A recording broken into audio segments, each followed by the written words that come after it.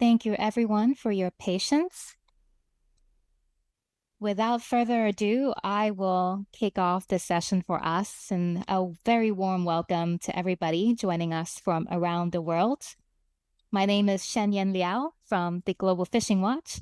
I'm delighted to be your co-host today alongside my peers I will shortly introduce. This is part of the Global Fishing Watch public webinar series, bringing you closer to our work and tools to support you as you work towards ocean stewardship. We have a focus today on fisheries monitoring, control, and surveillance, bringing you an esteemed panel and their expertise, perspectives on operating fisheries ports control, some of the challenges faced, learnings, as well as the tools available as part of our global fight against illegal, unreported, and unregulated fishing. Please allow me to introduce our awesome panelists today. Firstly, we have Jan Iverniu. He is our senior analyst from TMT, followed by Shamira Yakubu, senior fisheries manager from Fisheries Commission Ghana. Lillian Kabira, fisheries officer from Kenya Fisheries Service, Marine and Coastal Regional Office. Max Schofield, senior fisheries analyst, represented from Global Fishing Watch on the Joint Analytical Cell. And finally, you have me. I'm the Global Fishing Watch product manager for Vessels and Identity. This is our program today. Our 90 minutes webinar has been carefully designed for all of us to gain as much insight possible together. We will start with a quick introduction on who we are, what we do at the Global Fishing Watch and TMT. We then invite perspectives from our experts, so Ms. Shamira Yakubu, Lillian Kabira, followed by Mr. Max Schofield on the processes in reviewing vessels, identifying and analyzing risks, with Max showing some relevant vessel viewer features before we open for a Q&A. So in the next slide, some quick housekeeping. This webinar is recorded. You'll receive the recording after the event. Please mute when not speaking and unmute when invited, or raise hand to draw our attention. We have arranged for ample time for a Q&A, question and answer at the end, but please include any questions you have along the way using the Q&A function at the bottom of your screen. You can also submit anonymously if preferred. So Zoom offers language translation caption for those that may require it. You can switch this on with the toggle, so indicated in this visual here, and select the language you prefer. All right, I will kick us off with an introduction to Global Fishing Watch. Next slide, please, Jan. Thank you, and you may advance as well. Our ocean is vital for life on Earth. Its beauty, its life it contains, and the services it provides are part of humanity's shared heritage and shared future. But the health of our ocean is under immense pressure from both intensive human activity and climate change. Despite its importance and the threats it faces, the ocean remains the least observed part of our planet. There is no global picture of human activity at sea at the moment, and we cannot truly understand our impact on life below water, or fishing beyond national waters, such as at the high seas. At the Global Fishing Watch, we believe human activity at sea should be common knowledge in order to safeguard the global ocean commons for the common goods for all. Through advances in satellite technology, cloud computing, and machine learning, we're revolutionizing the ability to generate new knowledge, turn big data into actionable information. We are excited with the opportunity to create and publicly share knowledge about human activity at sea to enable fair and sustainable use of our ocean. The next slide. Global Fishing Watch is an independent international nonprofit organization established in 2017. We are co-founded by Oceana, Sky Truth, and Google with a mission to advance ocean governance through increased transparency of human activity at sea. We work with governments and policy-making bodies all over the world to increase openness of their data, including vessel tracking such as Vessel Monitoring System or VMS, vessel registries, and license lists. We create and publicly share map visualization, data, and technologies, and partner with global research institutes to develop new science to transform how we manage our ocean. Next, we are powered by satellite technology, machine learning, and artificial intelligence. We collate multiple vessel tracking data sources to provide a holistic picture of what's going on at sea, including apparent fishing effort activity, encounter between vessels, nightlight detections, and vessel presence from other satellite technologies. Anyone with an internet connection can access our map to monitor global fishing activity from 2012 all the way to 72 hours ago. We strive to make our platform and technology simple to use for both experts and non-experts alike, and that our tools can run on mid-range computers without huge data consumption. Next, I'm going to show you our data and technology and the diverse combination of different satellite data sources that we bring. There's no one-fit solution for vessel tracking. Each data has its own strengths and weaknesses. This is where Global Fishing Watch comes in, bringing different data sets, piecing together like puzzle, offering one full picture. Automatic Identification System, AIS, is used to track vessel positions all over the world to avoid collisions at sea. Today, we're able to track over 65,000 industry-scale vessels, their location, identity, course, and speed. However, not all vessels require to have AIS transponders, and even those that do can switch off or manipulate to conceal their location. Often some parts of the oceans are so dense with vessels or areas simply with poor receptions, making detection of individual signal challenging. We're therefore working to incorporate imaging-based systems to detect vessels that have no tracking device or device transmitting falsely. We call vessels that we can't see an AIS signal as dark vessel. Optical imagery enable high-resolution data to identify smaller vessels but can't see through cloud. Radar technology can penetrate through clouds, map coverage in all weather conditions. Nightlight detection, which can pick up the presence of fishing activity that use light to attract catch, such as industrial squid vessels and some purseine gears. We are also exploring other technologies such as radio frequency, which can be used to detect vessel equipment on board vessels. By incorporating numerous sources, we're able to reveal a more complete picture of global fishing activity. So where do we start? If you hit next. You can visit globalfishingwatch.org and click along the top on Map and Data. It will show you a drop-down of our various tools with rich resources to guide your use. Next slide. Here I wanted to give you a list of the range of products we offer for free for non-commercial use. They are designed to different users' needs. Quickly, the Global Fishing Watch Map is the first open access online visualization tool enabling analyzing vessel-based human activity at sea. It offers filter of different vessel tracking data, so users can apply area layers such as FAO or exclusive economic zone to analyze activities within those boundaries, upload, overlay your own data, download report, save and share workspaces, for example. Our carrier vessel portals collate public datasets from 5 key tuna RFMOs, arming relevant authorities with information and evidence of vessel involved in transshipment at sea. Marine Manager offers dynamic and interactive data on ocean conditions, such as sea surface temperature, chlorophyll, and ocean oxygen concentration, and human use activity to support marine spatial planning, marine protected area design, implementation, as well as scientific research.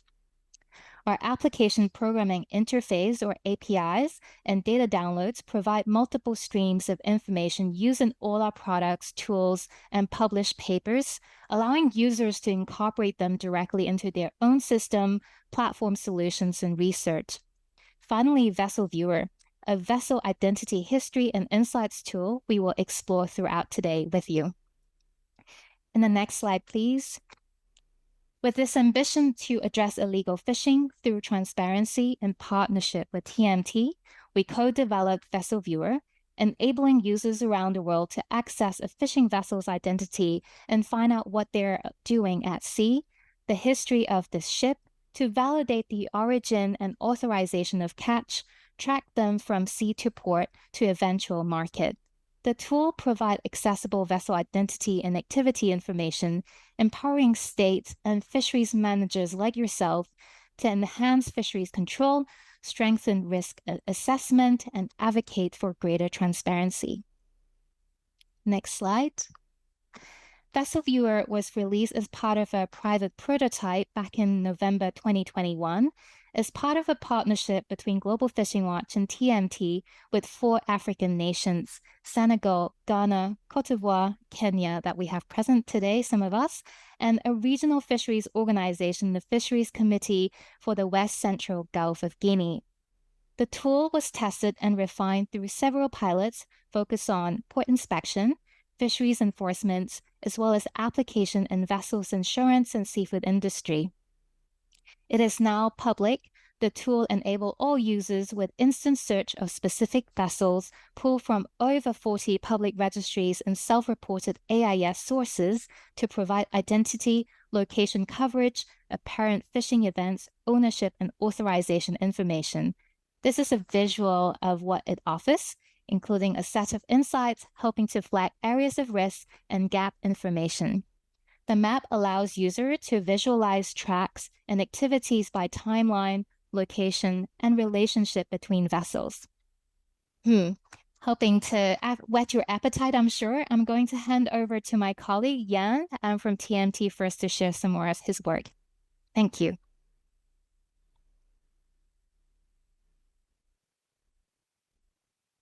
Thank you, Yan, and good afternoon, everyone. My name is Yann Vergniaud. I'm a fisheries senior analyst with TMT, and today we're going to talk about Vessel Viewer, why and how we developed this tool jointly with Global Fishing Watch. But first, I'd like to say a few words about TMT, who we are, and our tools, and I will also say a few words about the program under which Vessel Viewer was developed. So first, about TMT, we're a non-profit organization based in Norway. We have staff in various locations, and our mission is to provide fisheries intelligence and analysis to national fisheries authorities in the countries that we support, but also to regional organizations involved in combating IUU fishing globally. Our focus is on technical assistance and capacity training, and we have a geographical focus on Africa. This is where we have traditionally supported regional task forces on fisheries MCS. TMT is also a founding member of the JAC, the Joint Analytical Cell, but I think my colleague Max will say a few words about the JAC later on. A few words about our tools. Over the years, TMT has developed FACT. This is our fisheries analytical capacity tool. It's the user interface that we use to access our vessel and company database, and also to access our archive, where we store various types of unstructured information, such as vessel photographs, vessel documents, compliance records, and so on. FACT was developed for internal use, but as you may know, some of the information contained in FACT is already shared through public tools, including our public IUU vessel list website, which you may know, and today through Vessel Viewer. FACT was developed to increase the efficiency of our analysts working on various outputs. It's also the institutional memory of our work. This is where we can save sources and findings from analytical work. So really, FACT is at the core of all of our analytical outputs, from pre-flagging due diligence to supporting patrol efforts and so on. And an area of work that we've been supporting recently is on implementing the PSMA, the Port State Measures Agreement, and we have developed a program of work specifically for that, jointly with Global Fishing Watch. A key challenge for PSMA implementation is the operationalization of what is called the AREP, the Advanced Request for Entry to Port. This is the process through which vessel operators need to submit vessel and catch information to a port state ahead of arrival. And the assessment of the area by the port state in turn informs decisions on port entry or denial, and also port inspection. And one challenge that we have identified in the countries we support is that it's been very difficult for them to be able to establish an effective risk assessment based on the information provided in the AREP. And this comes down basically to three key needs that we have identified and that form the rationale for this program. First, there's generally a lack of understanding of how foreign fishing vessels use ports, a lack of understanding of their activity prior to a port call. And to respond to that need, we have developed what we call the PSMA port profiles, which are essentially analyses covering 3 years of port visits by foreign flagged fishing vessels and reefers and support vessels. And this allows our partner countries to identify trends in how foreign vessels use their ports and how they operate prior to coming to their ports. It also allows them to identify some key threats to which their ports might be exposed in terms of IUU fishing. Second need, the information contained in the AREP submitted by the vessel operator needs to be cross-checked. And for this, the port state needs to have access to information on vessel identity and operations. And this is something that was very challenging, and we'll come to that in a minute. This is why we have developed Vessel Viewer as a free and easy tool to access vessel information. And through this program, we also support countries based on on-demand provision of intelligence. A third need, which is very central in terms of the PSMA, is the ability to communicate with other states. As a port state, it's important to be able to verify the information contained in the AREP with other states, other port states, coastal states, and flag states. And so through this program, we are offering support through using existing regional communication platforms that we've been supporting both in West and East Africa, but also through facilitating state-to-state information sharing.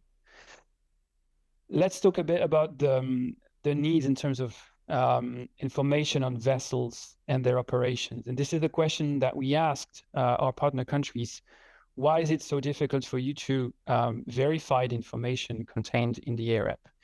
And the answers we got were first, information is patchy. It's located across multiple sources of information, so using them all is a very time-consuming process. Compliance information might be out there, but sometimes it's tied to previous vessel identifiers, and it's not easy for the officer to be able to match that information with the vessel at hand, which might have changed name and identifiers in the meantime. Another challenge is that some sources, including vessel tracking data sources, are not free. So they're fee-based or subscription-based. And in terms of tracking data, as you may know, vessels falling under the AREP will very often not be monitored by VMS, by the port state. And as an example, you can take this reefer I used here to illustrate my slide. This is a Chinese-owned Guinea-Bissau flagged reefer. It lands fish in the various ports of the FCWC region, so in the Gulf of Guinea. And typically, this is a vessel that will not be monitored on VMS by a port state. And most likely, it will not be monitored on AIS because it will fall outside of the area covered by the FMC.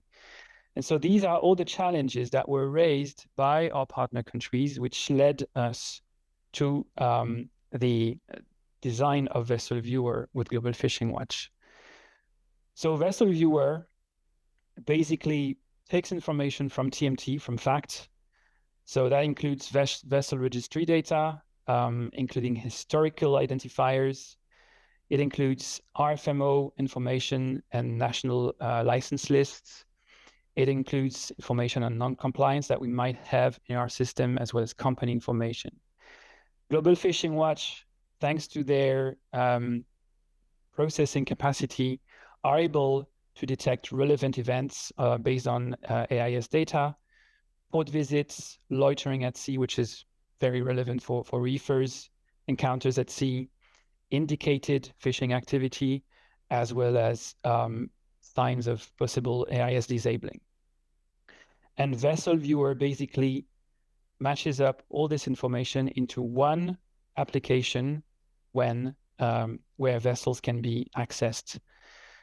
I just want to note here that Vessel Viewer is not a vessel monitoring tool. It's important to raise, first because it's not live. It's near real time, but it's not live. It's not a monitoring tool, and therefore it's important to use it in conjunction with other tools available at the FMC. Vessel Viewer is also not a risk assessment tool. It will not tell you this is a high-risk vessel, you should inspect it. Rather, it will provide insights and indicators which may be relevant to your risk assessment process as a port state. So Vessel Viewer was developed initially to support port inspectors to cross-check vessel identifiers submitted in the AIR app, search vessel details against a variety of sources, authorizations, RFMO registries, and so on. It is also a place where you can find information about current or previous IUU listing, and it allows you to quickly identify, including when looking at the operational data, discrepancies or missing information in the AIR app, which can result then in you as a port state reaching out to other states to confirm the information or request additional information. This is the timeline of Vessel Viewer development. We developed the concept and prototype during 2020 and 2021. At the end of 2021, the first working version of Vessel Viewer was launched, and we tested it together with our 4 pilot countries, Kenya, Senegal, Côte d'Ivoire, and Ghana, that we want to thank again for their tremendous efforts and their contributions. And by the end of 2022, the test phase, was over. And in October last year, we launched a version 2. In 2024, we have now 6 new countries onboarded in the program, which have been introduced to Vessel Viewer and counting. For those who are interested in Vessel Viewer, but also the broader program supporting PSMA implementation in Africa, we have launched today a report summarizing the achievements of the pilot phase of this program. You can read it on our website and on the Global Fishing Watch website. And I take this opportunity to thank all the funders here on the screen that have made this work possible. I will let the floor to my colleague Samira Yakubu from Ghana, and we will hear some testimonials about Vessel Viewer use in Ghana. Thank you.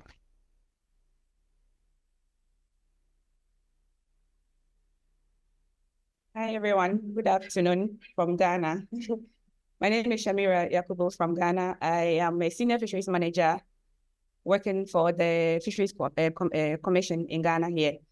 So basically, the Fisheries Commission is responsible for the regulation and management of all fisheries resources in Ghana. Over the years, we have employed various mechanisms with regards to fisheries management or fisheries surveillance. But then before I start, permit me to emphasize on the importance of maritime domain awareness tools, which is key significant to fisheries resources management. And Ghana being a coastal state, a flag state, port state, and a market state, plays a significant role when it comes to ocean governance in West Africa sub-region. Right. So some of the mechanisms that we have employed with regards to fisheries monitoring, it's port inspections, deployment of fisheries observers on industrial fishing vessels, and the likes. However, most of these maritime domain awareness tools are developed to sort of provide intelligence, maritime navigational safety, and also to track illicit activities of these vessels.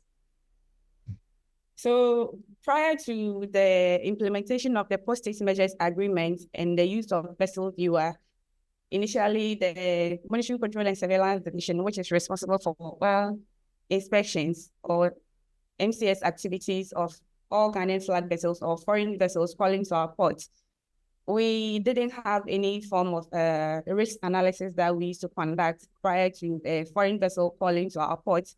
But then with the implementation of the post-state measures agreements through the support of TMT, Trigma Tracking, and Global Fishing Watch, under the coordination of the Fisheries Committee for the West Central Gulf of Guinea, we are doing a risk analysis on all vessels, foreign flag vessels that, intend to call to Ghana ports for port access or maybe to discharge or based on the reason it's calling to port. So the vessel viewer, just like any other electronic devices or electronic monitoring system, provides a vessel history, trackings, and then location, time, the speed of the vessel based on where it is across the world. So with the use of vessel viewer, it provides first-hand information of vessel identity. That is the vessel, the name of the vessel, the previous port of call, the intended port of call it is heading to, the flag, the previous names of the vessel. For example, if the vessel has changed its name within the past 5 years, it will give you all these information. So based on this information that the vessel viewer provides us with, we are able to profile the foreign vessels that intend to call to Ghana ports.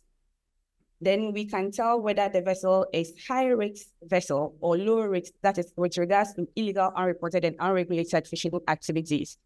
We are able to share information through the support of the Fisheries Committee for the West Central Gulf of Guinea to cross-check with these vessels' flag states or coastal states from which they are coming from, to ensure that they have not engaged in any form of illegal, unreported, and unregulated fishing activities prior to calling to Ghana ports. Therefore, we can, sort of try to allow or deny port entry for these vessels. And the intention for, or the reason behind the PSMA is to, deny or stop illegal fish that is being caught from entering the major ports of coastal states. So it also helps us in our operational planning. Next slide, please.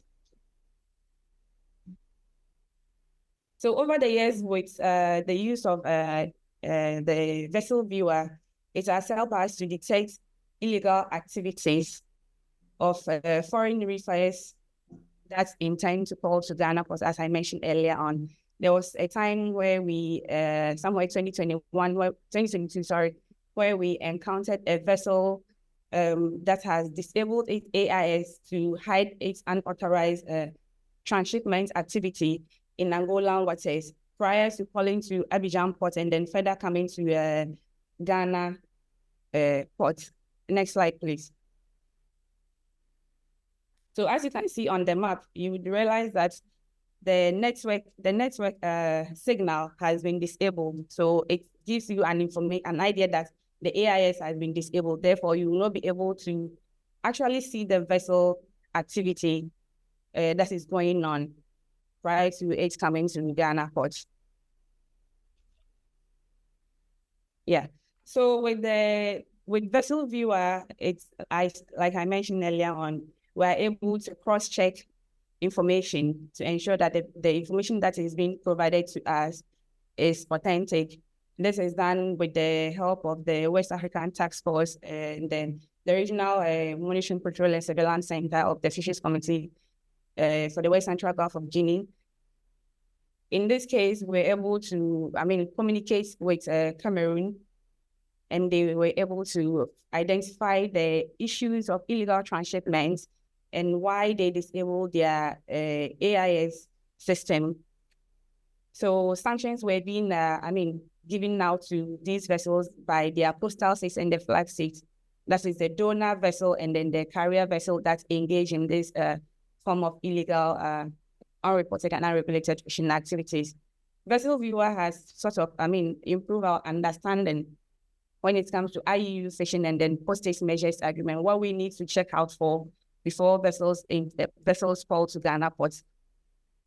Next slide, please. So what is the way forward for Ghana? Vessel Viewer, it has improved our capacity with regards to electronic surveillance of all Ghanaian vessels and all other, foreign vessels that intend to call to ports. It informs our decision to allow or deny port access. And then we have, from the pilot space, we have developed a new advanced request for port entry assessment and an inspection standard operating procedure forms that guide us to what to look out for based on how, to determine whether the vessel is a high-risk vessel with regards to IUU fishing. We are also looking forward to, use new features that will enhance our monitoring capabilities. Currently, we are using vessel monitoring system, which is provided by CLS. So the Vessel Viewer sort of complements our work with the vessel monitoring system that we are using currently. So in case maybe we are unable to get an information from the VMS system that we have currently, then we fall onto the Vessel Viewer, then it gives us a backup information of vessels that we are unable to track. So we will continue our work with the FCWC Regional Monitoring Control and Surveillance Center for information sharing. When you look at combating IUU fishing, it's all about sharing information and regional cooperation among member states. So we'll continue to share information with them and also collaborate and coordinate with them when the need arises. Next slide. So that's the end of my presentation. Thank you. Thank you very much, Shamira. I would like to now invite Lillian as our next speaker from Kenya. Thank you. Okay, thank you, Jan, and good afternoon, everyone. My name is Lillian Kabira. I am a fisheries officer for Kenya Fisheries Service. On my day-to-day, I am an operator for the vessel monitoring system and at sea and port inspector. So I will be presenting on Kenya's experience with Vessel Viewer, and I will begin my presentation with a brief overview. So Kenya Fisheries Service is a government corporation that was established in 2016 under an Act of Parliament, which is the Fisheries Management and Development Act, Cap 378. And the Act provides for conservation, management, and development of fisheries and other aquatic resources with an aim to enhance the livelihood of fishing-dependent communities. We've established a fisheries monitoring center in Mombasa, which operates 24/7 for monitoring and surveillance of fishing activities within our territorial waters, the EEZ and the high seas. And monitoring and surveillance, we rely on data from the vessel monitoring system, as well as the vessel registries and databases like the regional fisheries management organizations, like the IOTC, EPSM. We have the SADC Regional Fisheries MCS Coordination Center, and we also have open access tools like Vessel Viewer, Skylight, and we also use Civision. So Kenya extends to 640 kilometers from Somalia in the north and Tanzania in the south. And as our mandate, we must ensure that the fisheries activities within our waters are sustainably exploited for the best outcome economically and for food security. Next slide, please. Our marine capture fisheries is comprised of artisanal, semi-industrial and industrial fisheries, which we have to monitor. And the artisanal make for about 3,000 vessels. The semi-industrial and industrial equal to 17 vessels, of which 7 are longliners, 8 trawlers, and 2 are port crabbers. Next.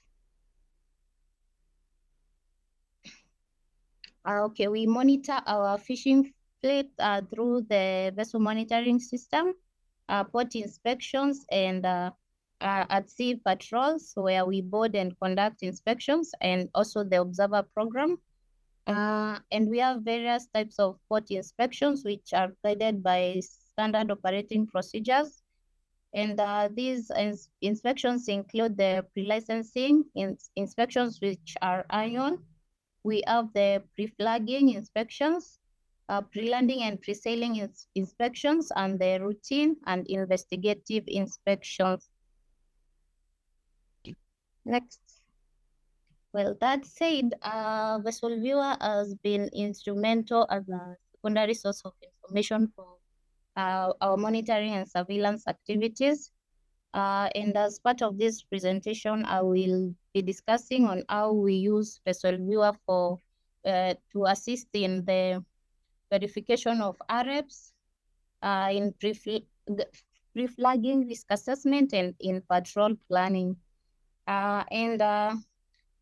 In RF analysis, a vessel that is coming to port must submit an RF 48 hours prior to allow time for verification, which either leads to a denial of port entry or permission to enter port with conditions for inspection. Next.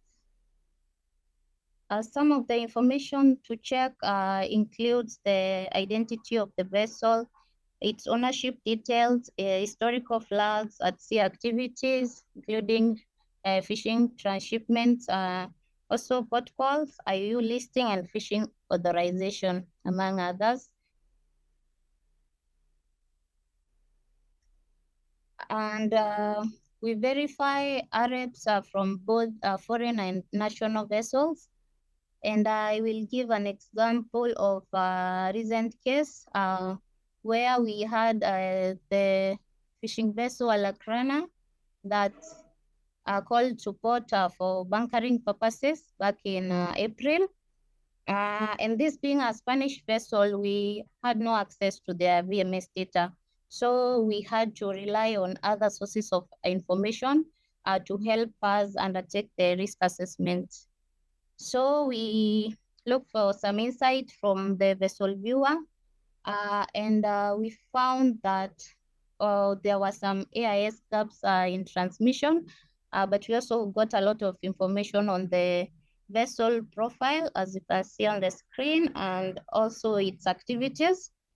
And we could see that the vessel had previously called to Kenyan port, which is Mombasa, as well as Madagascar and Seychelles. So next slide. With that, we also, our primary data source, of course, was the IOTC PSM, where we got the risk assessment report, and we were able to verify that the vessel has a good record of compliance, and we made the decision to allow for port entry and use. Next. Okay, for our national fleet, we use Vessel Viewer to complement our data sources, that is the national VMS and the inspections and observer program. So we use Vessel Viewer if we need to check on the trends from the AIS data. Next. Okay, besides the RFs, we have the pre-flagging risk assessment. Vessel Viewer is an additional and useful source of information for conducting risk assessment for pre-flagging purposes.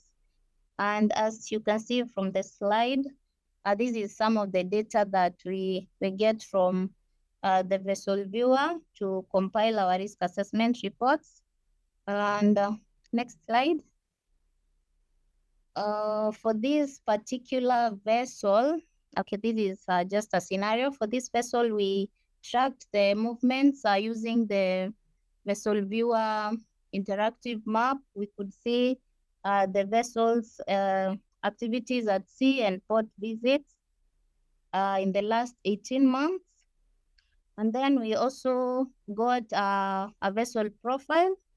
That is its identity, ownership details, fishing authorizations, and the gear type and flag. And we also got the summary of activities. We also checked skylight to complement to complement the information we got from a vessel viewer, and that is the tracks as seen there. Next. And now from the findings from the vessel viewer and skylight, we were able to complement the information that we got from the RFMO databases and the MCS coordination center. And we were able to develop a risk assessment matrix to be able to recommend the vessel for flagging. Okay,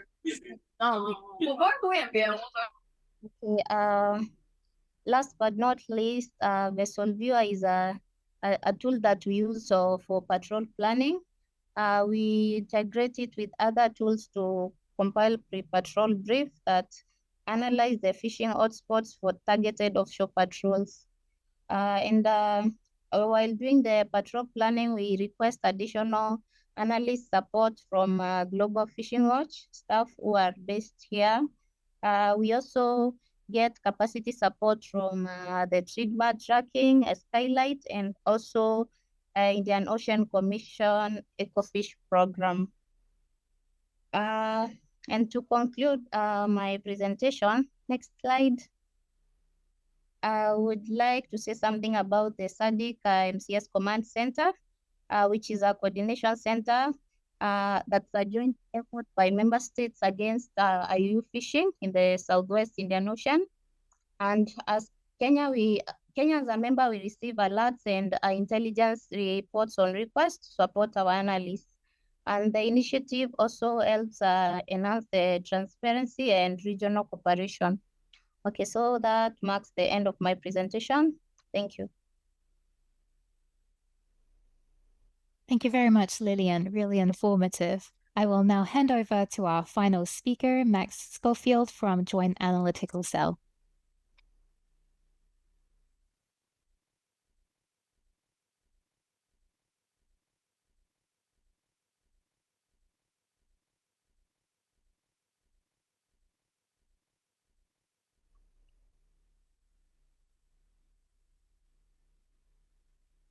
Brilliant. We can see your screen, Max. Thank you.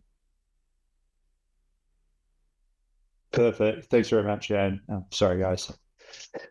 Got to find the mute and unmute.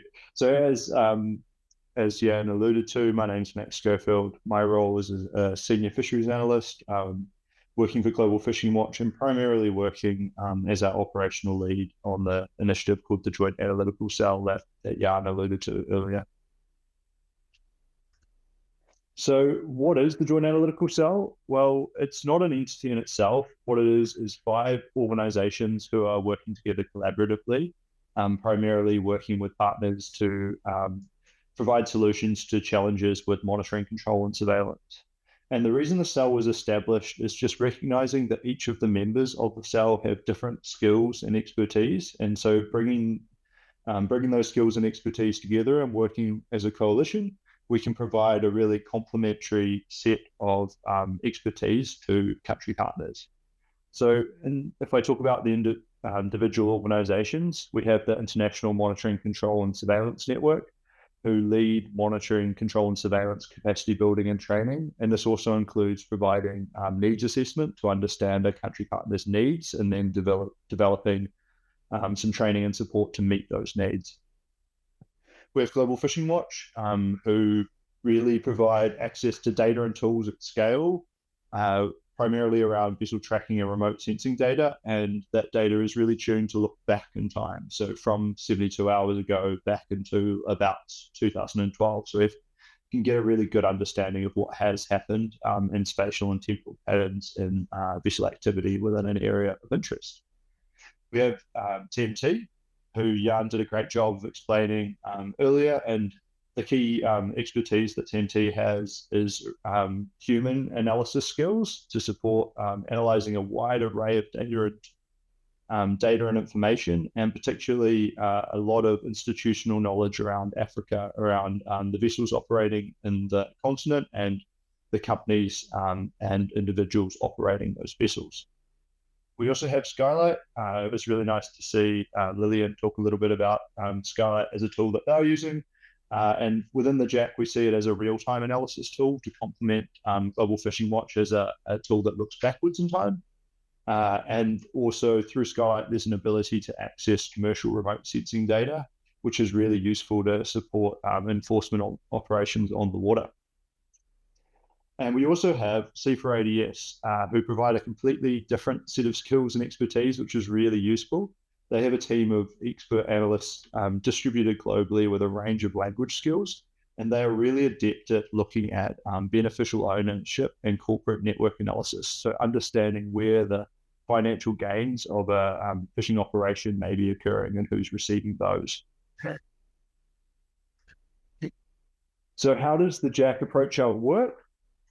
So we try to integrate a wide array of information and data and provide some analytics on those data sets to provide our collaborators with high quality and actionable fisheries intelligence to inform intelligence-led decisions. We try to develop and make more accessible relevant MCS tools and platforms. So VesselViewer is a great example of this.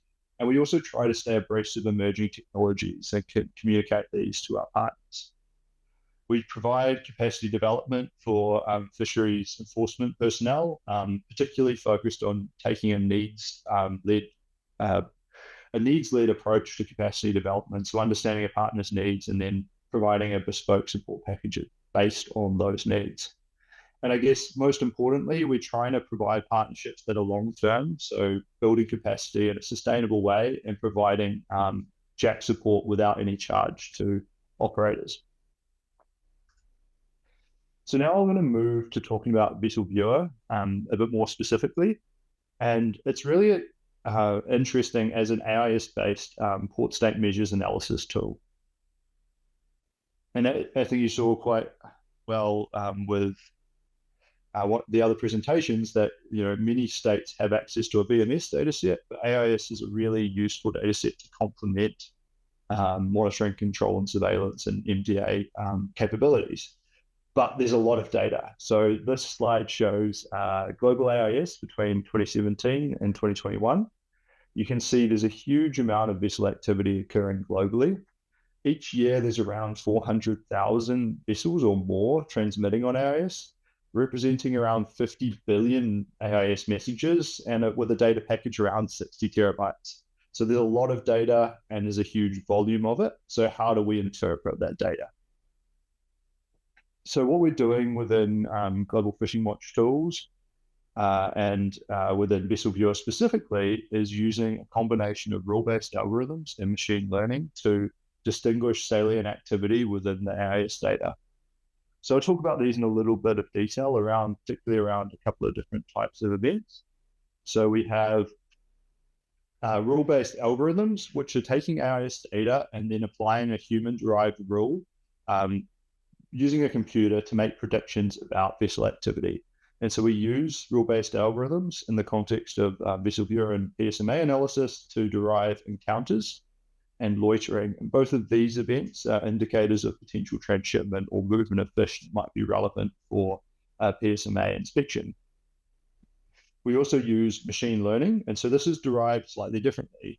So a machine is provided hand-labeled data on if a vessel is thought to be fishing or not fishing and the type of vessel that is. This training data is passed to a machine who learns and develops its own model, which has no human bias or preconception within it. And then this model is used to analyze new AIS data and make predictions about vessel activity. And so in this, we use machine learning to derive fishing activity. And so these rule-based algorithms and machine learning allow us to take that huge volume of AIS data and identify salient activities for MCS analysts to look at. So I wanted to provide a little bit more detail around how these are derived, and particularly focusing on encounters, loitering, and fishing activity, because these are events that could indicate the capture or movement of fish. So really relevant in this port state measures use case. So if I start with encounters, this is a rule-based algorithm. And so the rule is that we're looking for two vessels who are traveling within 500 meters of one another, traveling at a speed of less than 2 knots for a period of greater than 2 hours, and they are further than 10 kilometers from shore.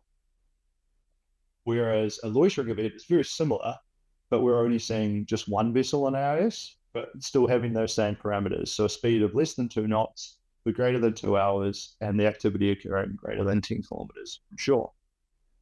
Now, if we contrast that with fishing activity, which is derived from machine learning, we don't have the model itself can't be articulated, but what is happening is we're considering information around the location, the course, the speed, the distance from shore, and the depth of the vessel's operations based on AIS, using a neural net, which is a type of machine learning model to determine if this is thought to be fishing or not fishing activity.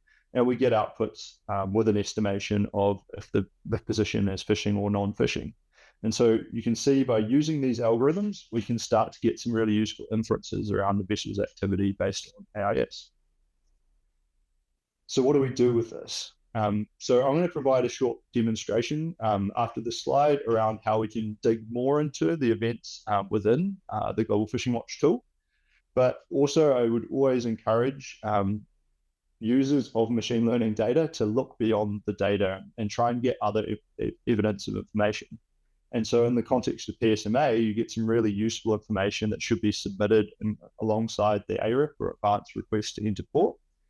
And then you also have an opportunity to inspect the vessel in port and gather some more information. And the combination of these can be really useful to verify the vessel's activity and make sure that we're comfortable with the type of activities the vessel's undertaking prior to entering PSMA port. So pre-arrival, we can look at things like the transshipment authorizations, i.e. where the vessels are thought to be, where the vessel is permitted to transship, and also look at the declarations of transshipments accompanying the ARIP.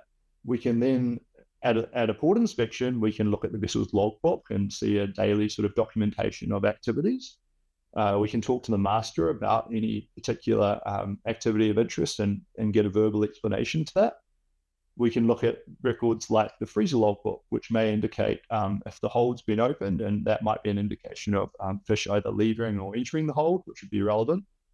And we can look for things like goods receipts, which are usually, or mates receipts, which are associated with transfer of goods between vessels. And so you can see how these, each distinct points of data that can help verify a piece of activity that we might identify using a tool like Vessel Viewer. So that's in the context of encounters and loitering, which might indicate the transshipment. And then in the context of fishing activity, we can look at a different suite of data. So pre-arrival, we could look at the vessel authorizations and licenses that would accompany the ARIP, or looking on RFMO databases. We could request further VMS data, so give a different point of data to verify that activity. Then at port inspection, we can look at a vessel logbook or a master, interview the master again, get that verbal explanation. You can see how there's a range of different data points that we can use to verify activity. And this is by no means a complete list, but it's just trying to show how we can use a tool like Vessel Viewer in conjunction with other sources of information to really support our PSMA risk analysis. We saw some interesting examples of that from the other panelists. So now I'm going to move to giving a bit of a demonstration of some activity within Vessel Viewer.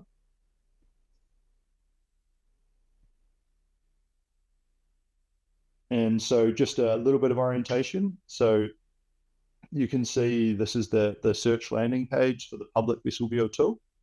One thing that I'd always encourage is that I'm logged in. So I've got my initials in the bottom left-hand corner. Now that enables me to download data and get a few more parameters around each vessel. So I'd encourage people to use that for ease of use.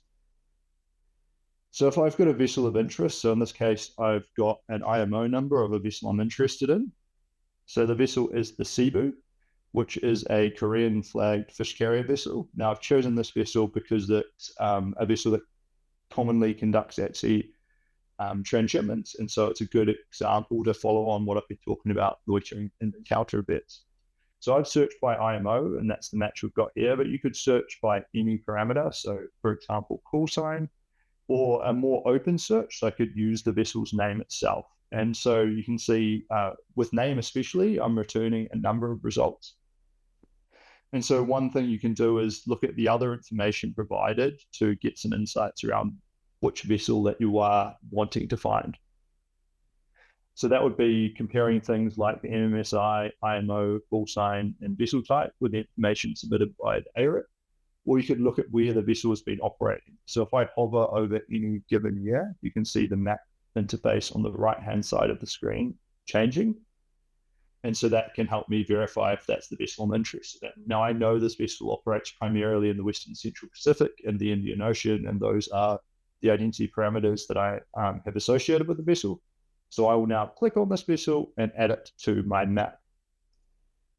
Now, the reason I'm showing this workflow is I think it's really useful to add the vessel into this left-hand data panel within the Global Fishing Watch map.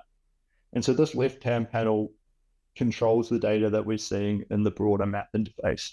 So by default, you have apparent fishing effort on AIS and BMS loaded.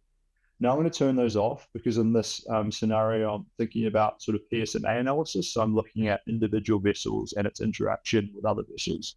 And so those other layers aren't going to support my analysis. And so I'll turn them off just to make the interface a bit simpler. And normally I would also turn on EZ layers because I think this gives really good context around where the vessel's operating, and you can think about which authorizations you'd be expecting to see given the EZs or high seas area that the vessel has been operating within. Now, I'll just click into this vessel to show the vessel-specific interface that some of the other panelists also alluded to. So we can see the vessel's identity information as transmitted by AIS.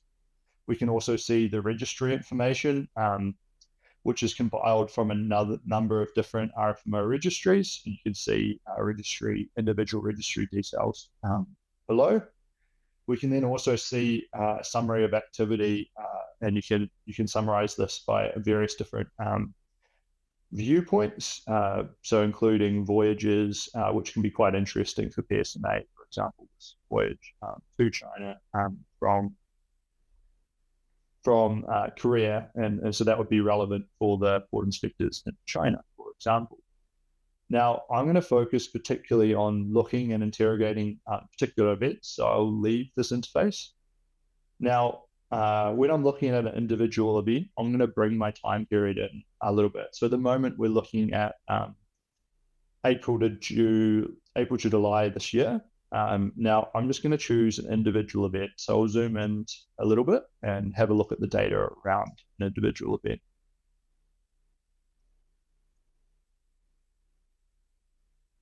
Just bear with the loading time. So I'll choose this encounter here on the 6th of June.